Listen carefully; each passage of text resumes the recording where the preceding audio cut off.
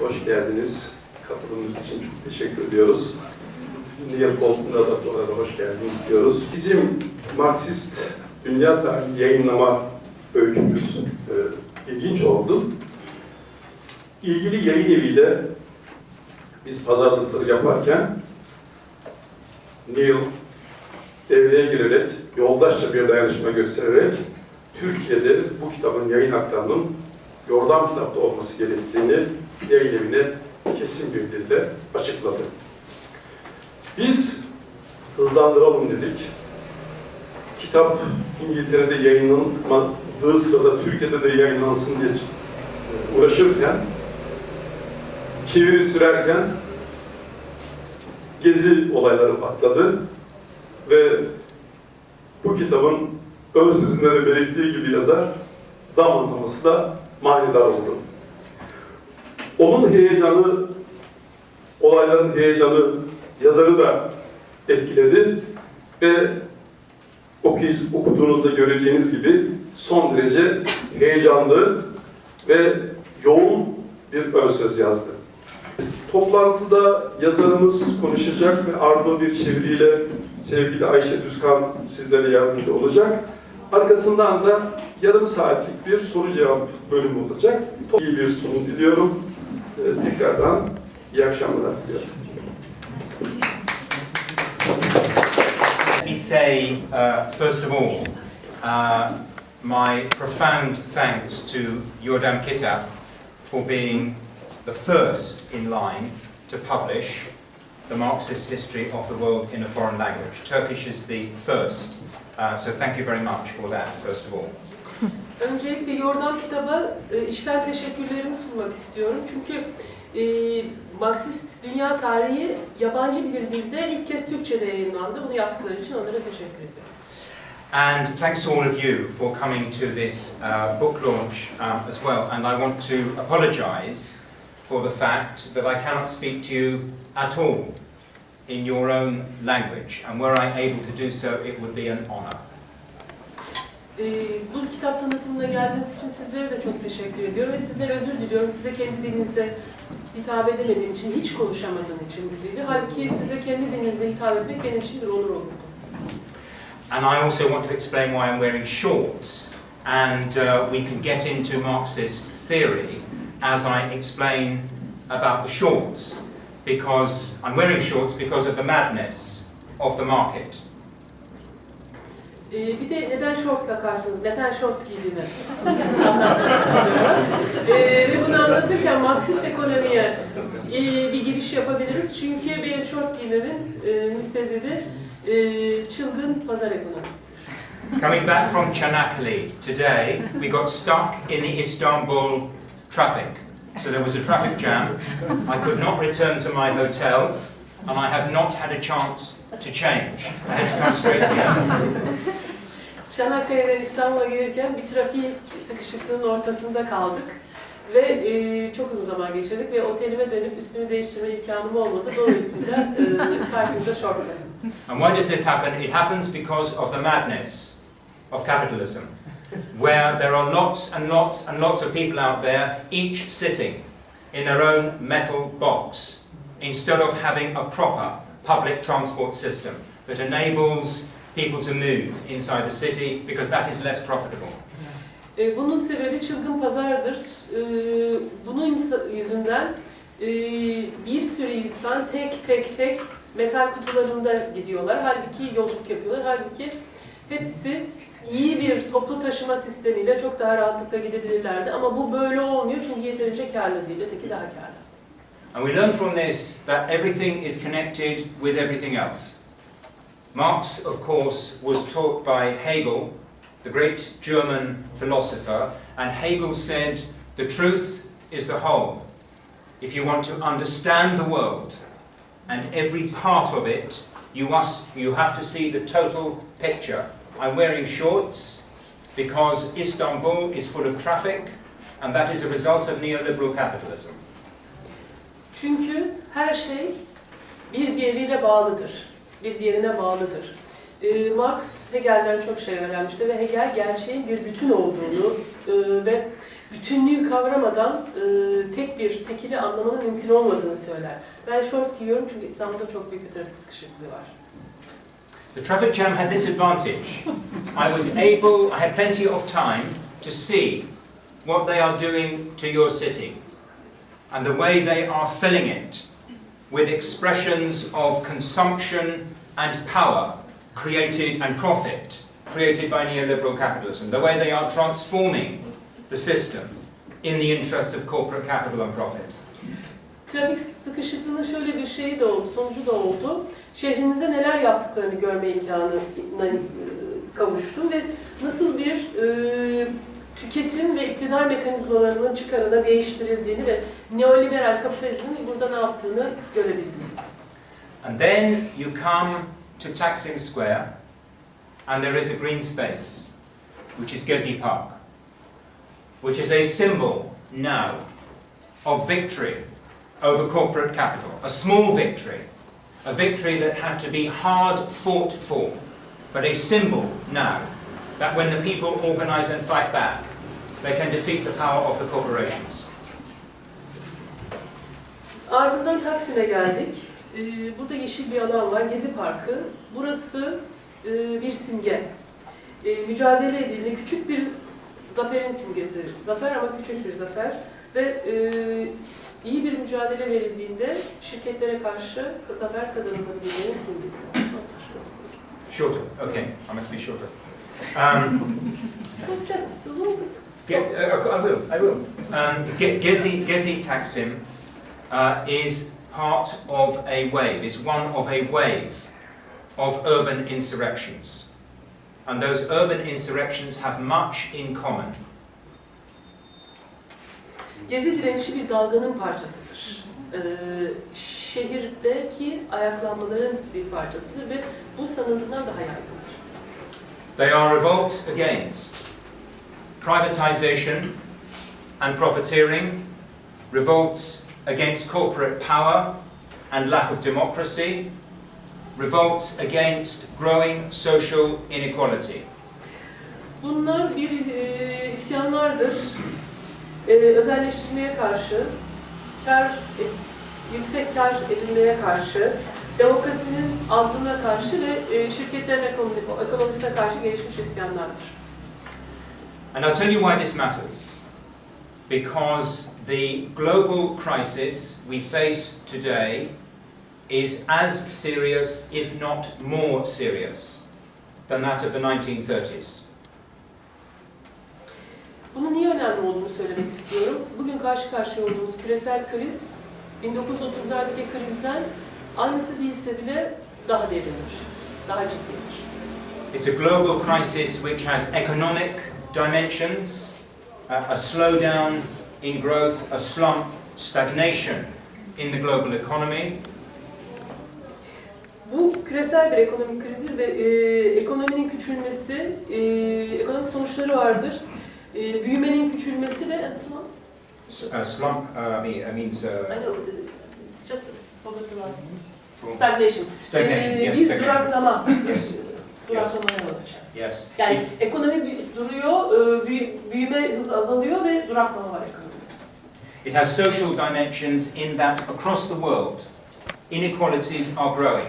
It is an absolutely global trend that the rich are getting richer and the mass of working people, their position is stagnating or they are getting poorer. Bunun sosyal boyutları vardır. Çünkü dünyanın her yerinde sosyal eşitsizlik artmaktadır. Yoksullar, zenginler daha zengin olmaktadır. Yoksullarınsa durumu ya aynı şekilde kalmakta ya da gerilemektedir. It's an imperial crisis, a crisis of imperialism.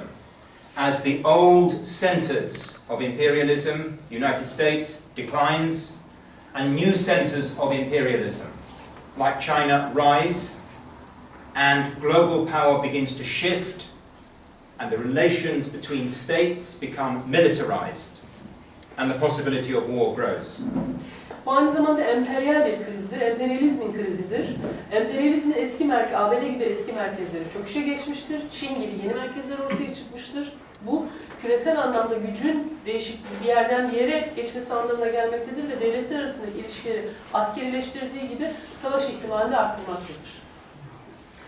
And it's a crisis with an ecological dimension, with the corporations filling the atmosphere with carbon, heating up the planet and threatening long-term survival of industrial civilization.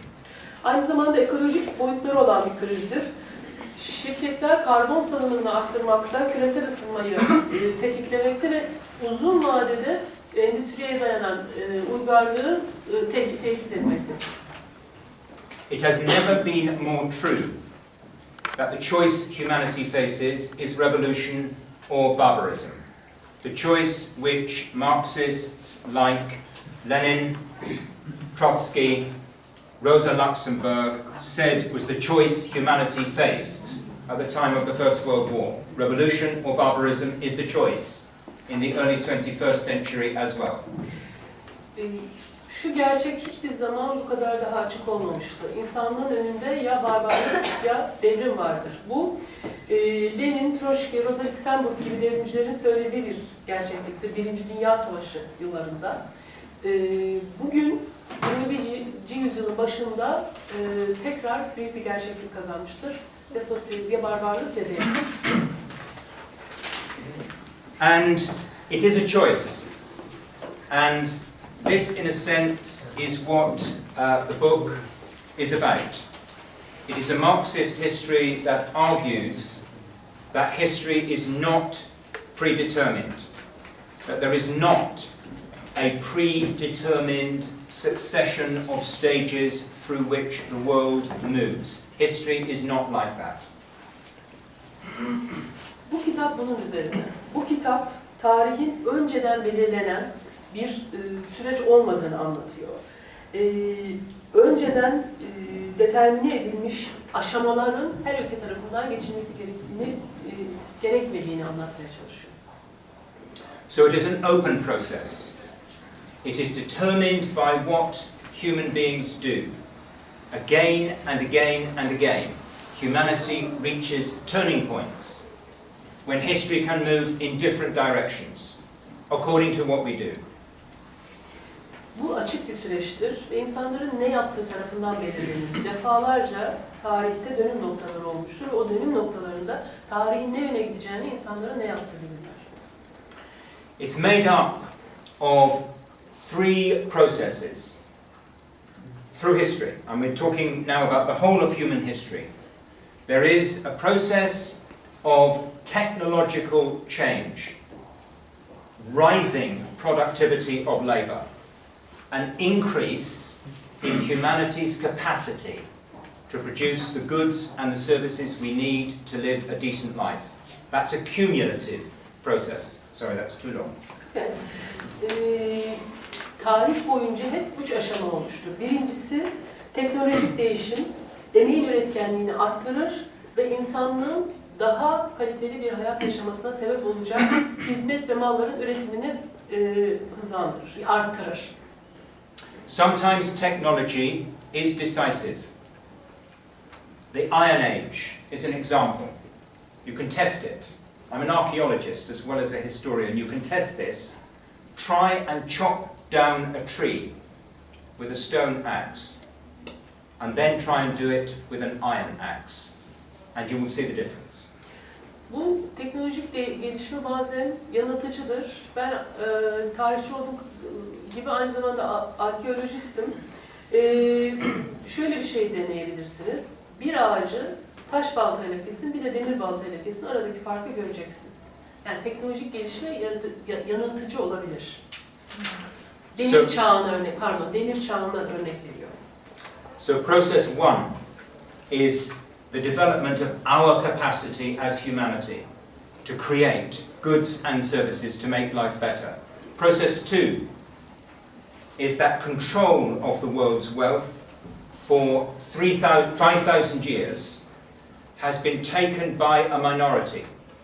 And that minority has competed with itself for control of resources. So we have one ruling class after another, fighting with other sections of the ruling class for control of wealth, control of surplus. That is one of history's drivers as well. Yani birinci bahsettiğimiz şey insanlığın hizmet ve mal üretme kapasitesinin artmasıdır. İkincisi, dünyanın 5000 yıldır dünyanın ekonomik kaynaklarını bir azınlık denetimi altına alıyor. Yani bu birbiri ardında farklı egemen sınıfların egemenliğidir. Bunlar kendi içinde rekabet eder. Yani her zaman kendi içinde rekabet eden ve artık değere el koyan bir egemen sınıf vardır. Olmuştur tarih boyunca 5000 yıldır. And let me give you an example because this year we are celebrating the centenary of the outbreak of the First World War. The First World War was an example of the world gone mad, when 15 million people were slaughtered in industrialized killing in a war for empire and profit. That was opposing ruling classes fighting each other for control of empire and profit. That was the historical driver between 1914 and 1918. Egemen sınıfların kendi içindeki rekabeti de bir itici güçtür. Bir örnek vermek istiyorum. Birinci Dünya Savaşı sırasının 100. yıl dönümünü kutluyoruz. Bu savaş sırasında 15 milyon insan can verdi. Cinayetin endüstrileşmesine tanık olduk ve buradaki rekabet egemen sınıfların kendi içinde emperyal çıkarlar ve kar için yürüttükleri rekabetiyle milyonlarca insan öldü.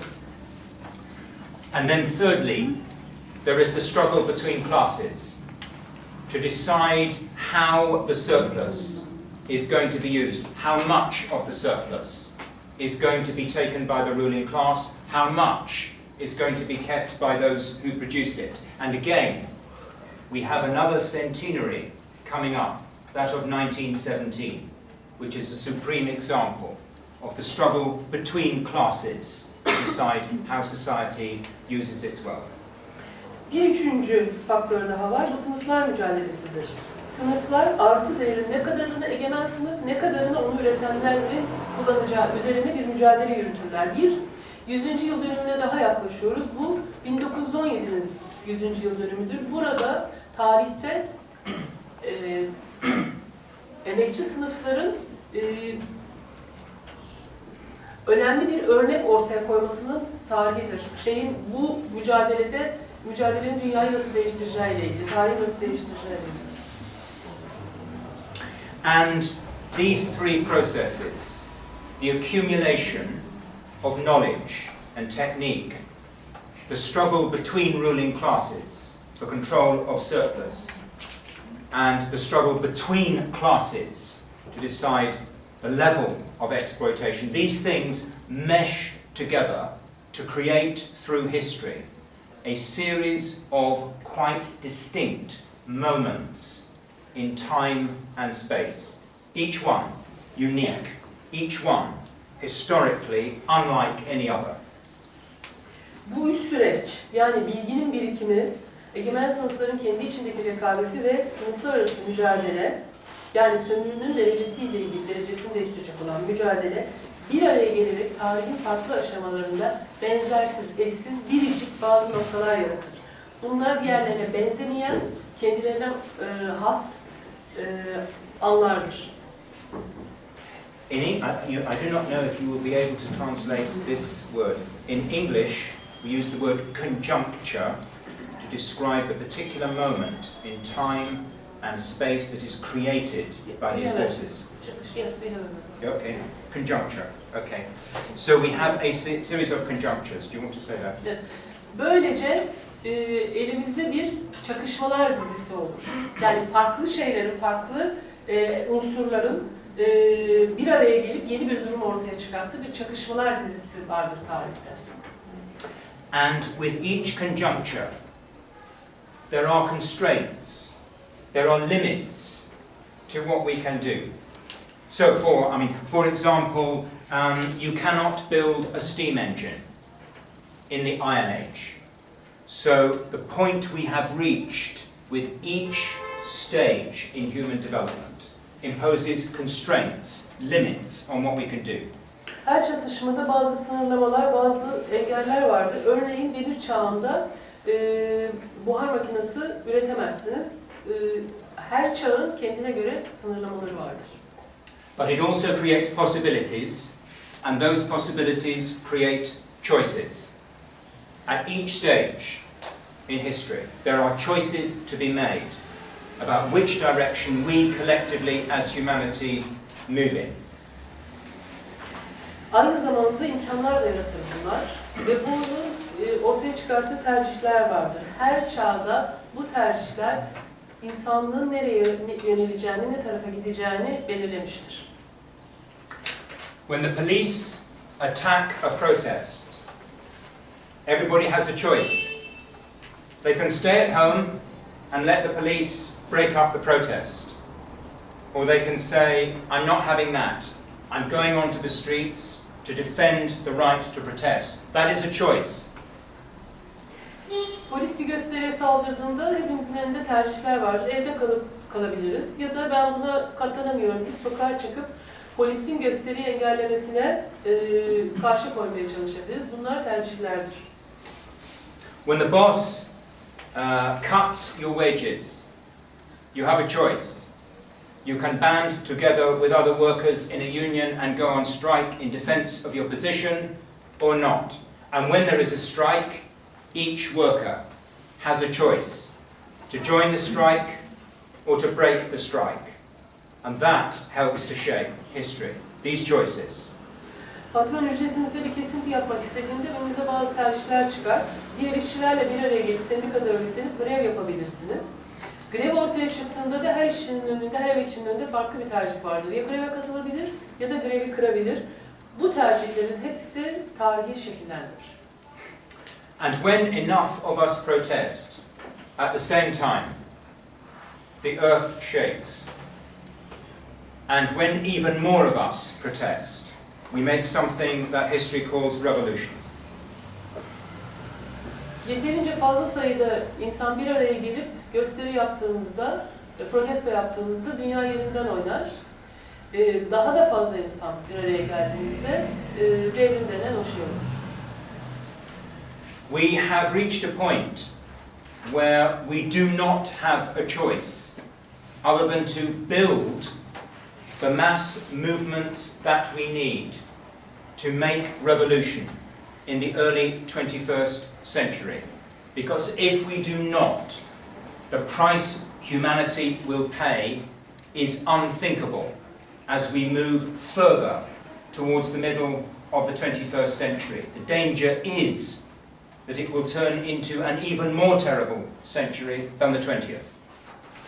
Bugün önümüzde 21. yüzyılın ilk yarısında önümüzde kitle hareketlerini oluşturmaktan, devrimi yapacak kitle hareketlerini oluşturmaktan başka bir tercih yoktur. Çünkü eğer bunu yapamazsak insanlığın geldiği noktayla 21. yüzyıl 20. yüzyıldan da daha kötü bir yüzyıl olacaktır.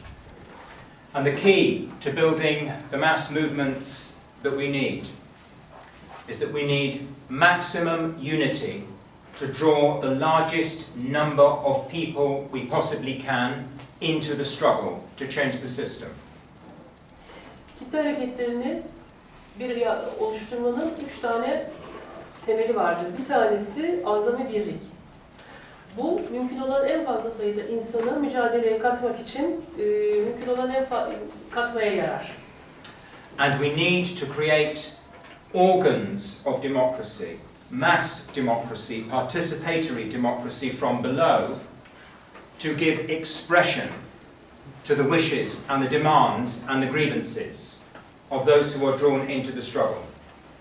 Aynı zamanda demokrasi araçlarına ihtiyacımız vardır. Kitle demokrasi ve katılımcı demokrasi için araçlar yaratmaya ihtiyacımız vardır. Böylece kitlelerin dilekleri, talepleri, ihtiyaçları, mücadeleye katılan kitlelerin yansıyabilsin. İkinci şey oldu yani. And we need those mass movements, those united, democratic mass movements to be movements that are about action. Because nobody can represent our interests against the corporations. The people, the workers, ordinary people have to do it themselves. That's the lesson of history.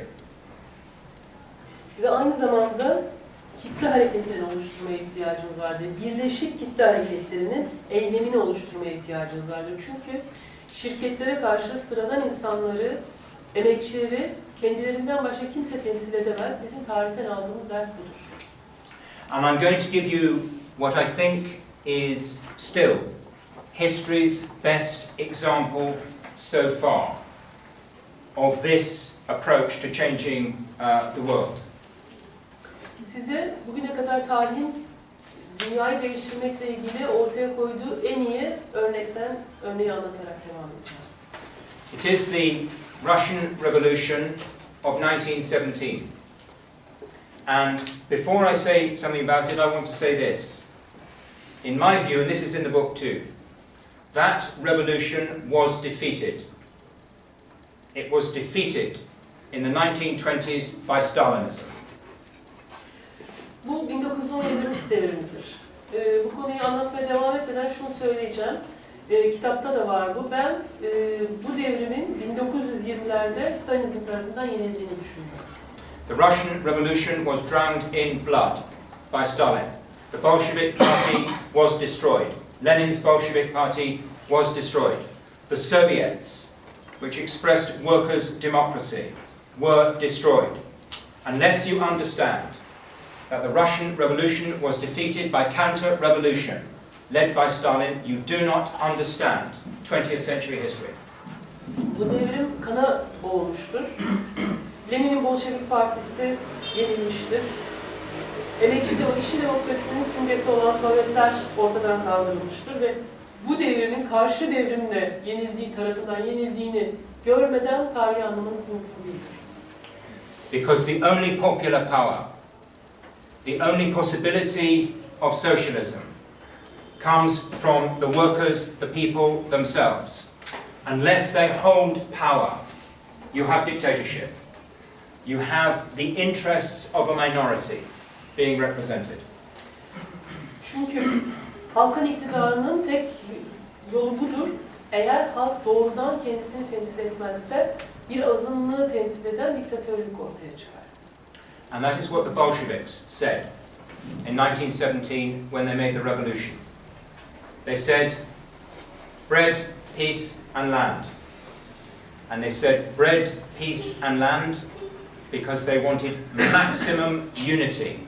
Bread for the workers, land for the peasants, peace for the soldiers, to create a massive alliance of ordinary people against the government. 1917'de Bolşevikler şunu söyledi. Ekmek, barış ve toprak. Çünkü en geniş bir birliği sağlamaya çalışıyorlardı. Emekçiler için ekmek, askerler için barış ve köylüler için toprak.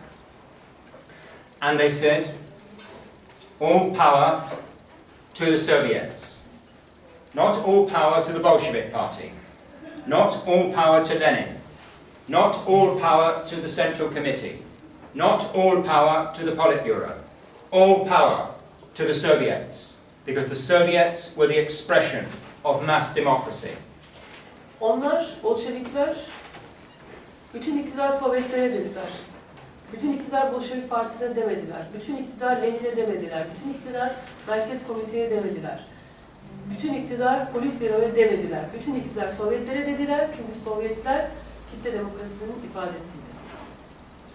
We have to build a mass movement in the early 21st century capable of mounting a mass international democratic revolution similar to that accomplished by the Bolsheviks in 1917 if we want to live in a world of equality, democracy and peace. And I'm just going to see if my Turkish is any good. I'm told the words are eşitlik, demokrasi and barış. Good?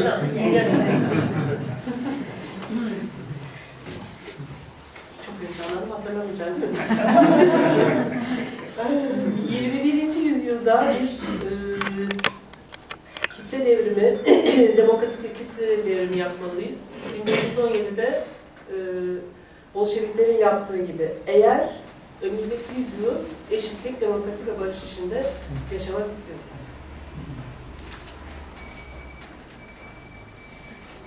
questions.